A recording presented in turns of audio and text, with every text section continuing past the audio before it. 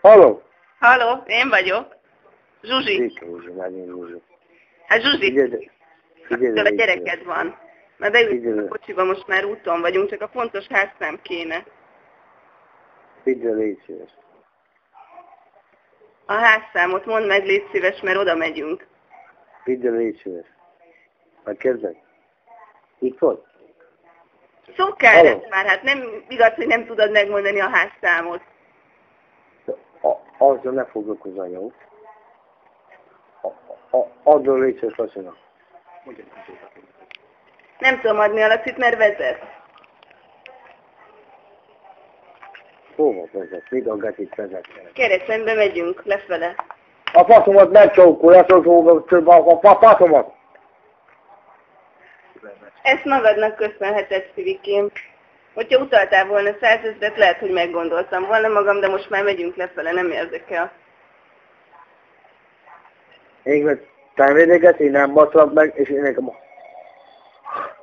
Biztosíték van rá, hogy felcsináltál, majd mutatom a gyereket, hasonlít is rád, úgyhogy biztos, hogy mindenki elfogja. De nem basztalak meg, hát ki vagy te? Azzal a Lacit adoralna. Hogy totál be voltál rúgva? Tessék? Hogy emlékeznél rá, mikor totál be voltál rúgva? Igen? Hát nem emlékszel rá. Add mondd a légy szíves, Ez Lacit, egy jó? mámoros éjszaka volt, Szivi, hát ez lett a gyümölcse. De már viszem is hozzád a gyereket. Milyen gyümölcsöket, almákat szívak, nekem hagyjál te békét, jó? Add mondd a légy szíves, Lacit, megkérdezlek, jó? Nem tudom odaadni a Lacit, mert vezet, nem tud beszélni. Egyébként is tiszta ideg. Hogy most ilyen programot találtam ki neki, hogy most vihetlek késő éjszaka hozzád. Tehát ez jó ember ezt is megteszi. Kurva is bassza meg, az bassza meg. Add már neki oda, na. Itt vagy? Mert Tiszavasváriba vagyunk, nem sokára ott leszünk. Ne bazd meg a kurveget.